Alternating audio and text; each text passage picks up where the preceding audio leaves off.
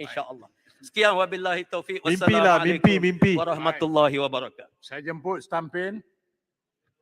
Terima kasih Dato' dan Ketua kerana beri saya peluang untuk mengetai perbahasan bajet 2023. Terlebih dahulu saya ingin mengucapkan syabas dan tahniah kepada Yang Amat Berhormat Perdana Menteri merangkap Menteri Kewangan atas pembentangan bajet 2023. Pada pendapat saya, ia merangkumi beberapa ciri-ciri yang penting seperti berikut. Pertamanya, walaupun menghadapi kekangan kewangan, tetapi bajet ini peruntukan perbelanjaan pembangunan yang paling besar sekali sejak sejarah negara kita, iaitu sejumlah 99 bilion. Saya rasa perbelanjaan pembangunan yang begitu besar itu adalah perlu pada masa sekarang kerana ia adalah perlu untuk merancangkan pertumbuhan ekonomi negara kita yang telah dilanda COVID-19 pandemik pada 2 tahun yang lalu.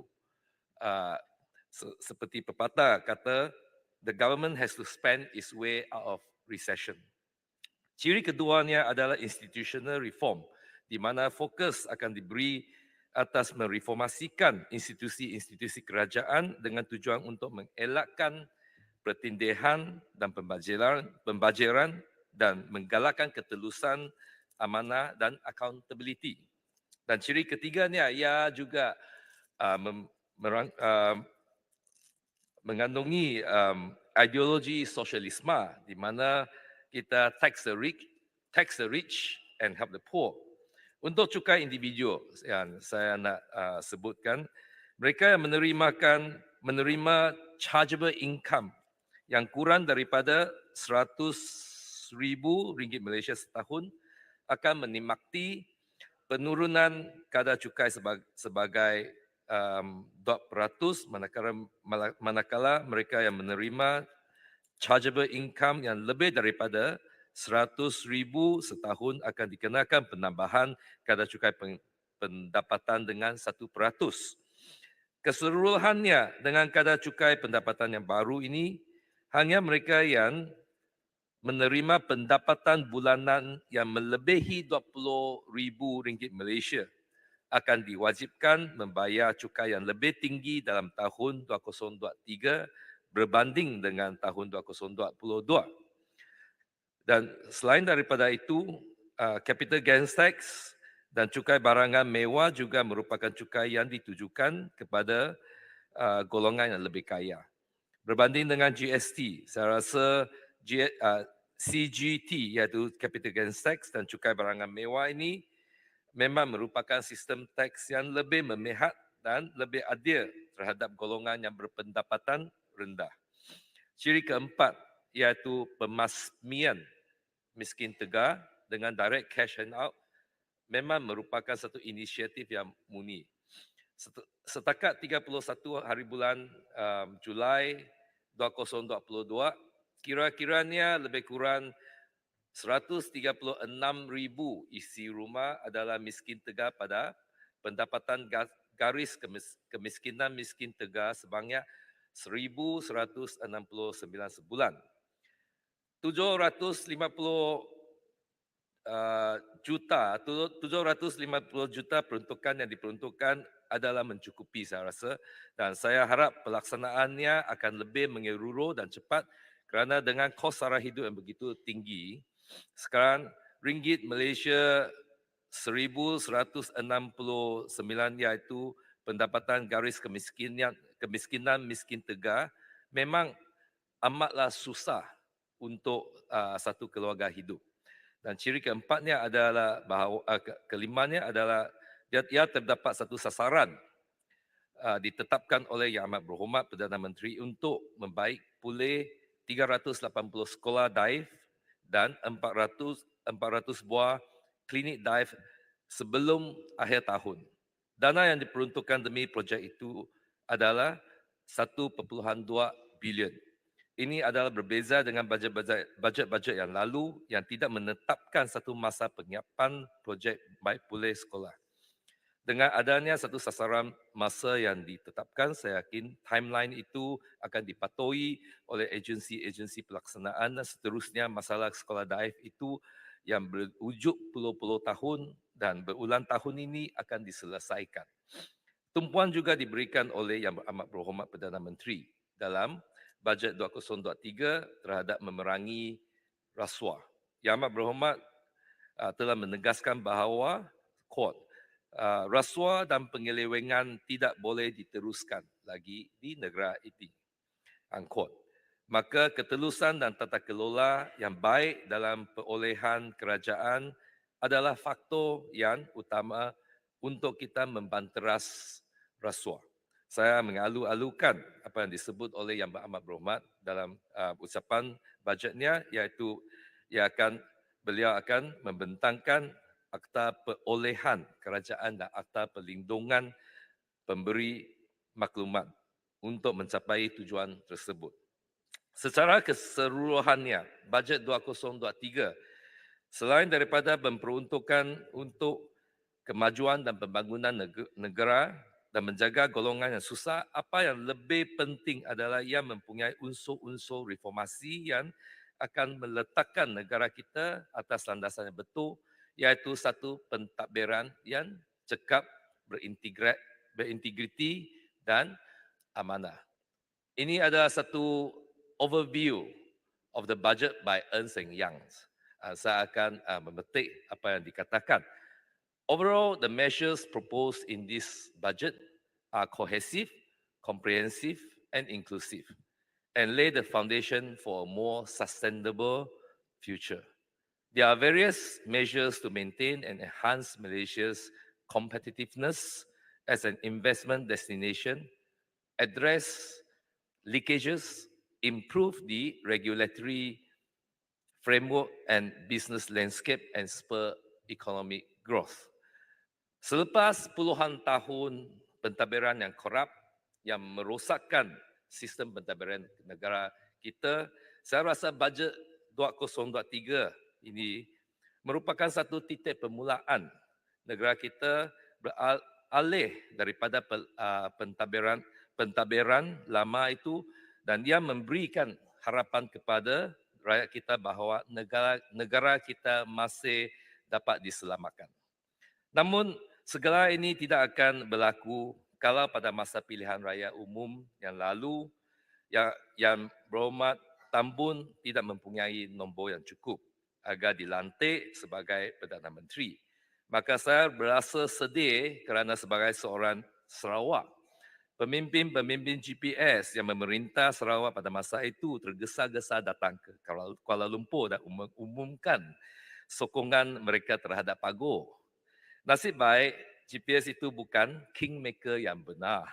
GPS bersama rakan-rakan mereka dari Perikatan Nasional pun tak cukup nombor. Oleh itu, akhirnya selepas Yang Amat Berhormat dari Tan Bun mempunyai bilangan yang cukup untuk membentuk kerajaan, GPS pun alih sokongan mereka terhadap Tan Bun. Semua itu sudah jadi sejarah.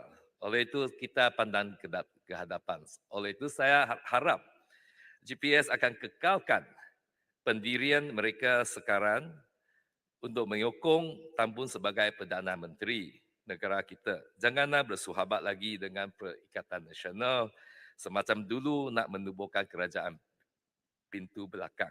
Kerana sebagai orang Sarawak, kita tidak mahu dan kita semua berasa risau dan khawatir sekiranya Perikatan Nasional khususnya PAS yang menjadi sebahagian daripada persekutuan kerajaan persekutuan.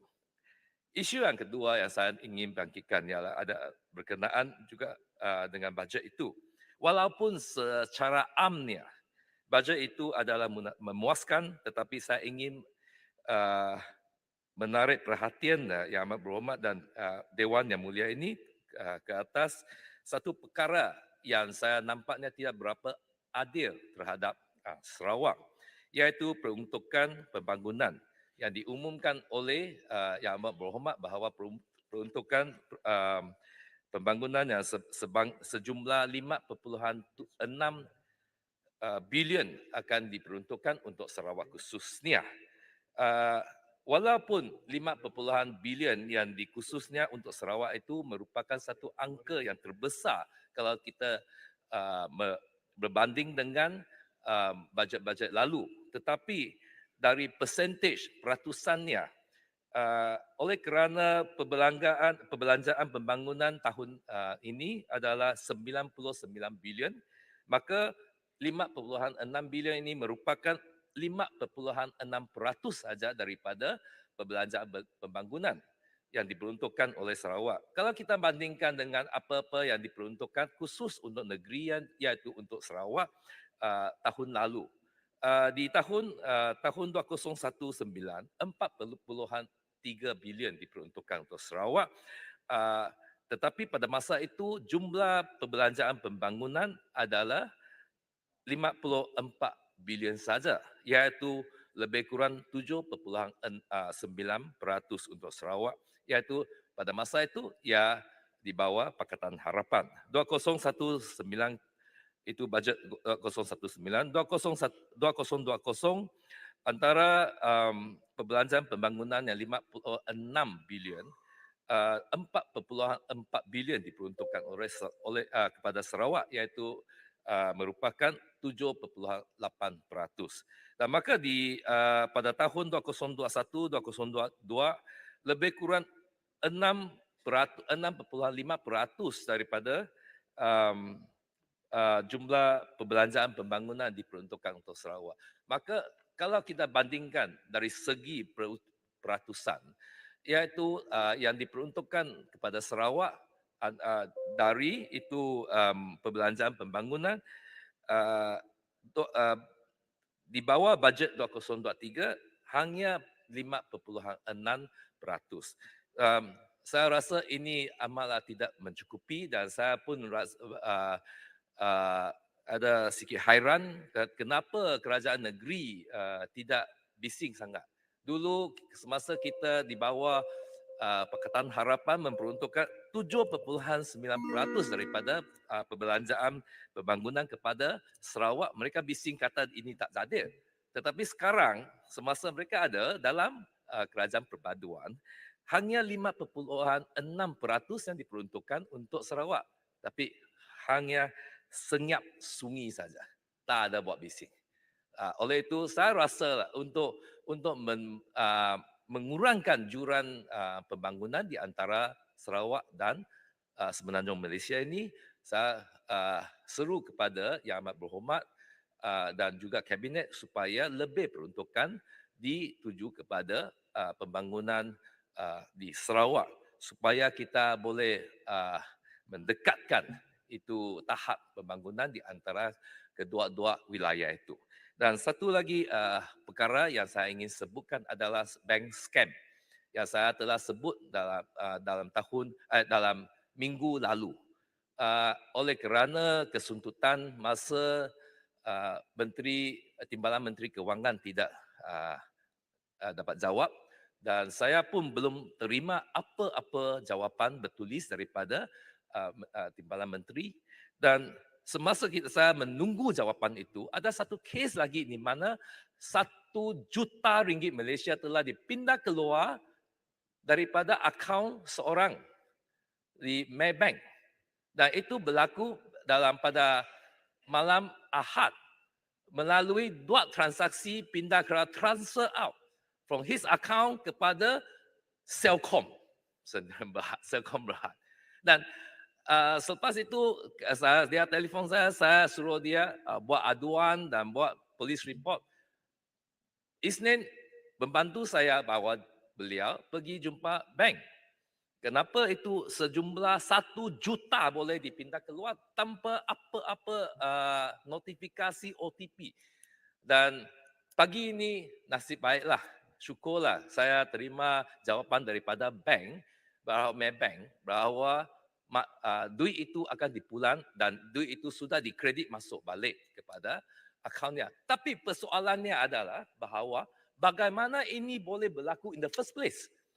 Sejumlah 1 juta melalui dot transfer of 500,000 each yang boleh berlaku.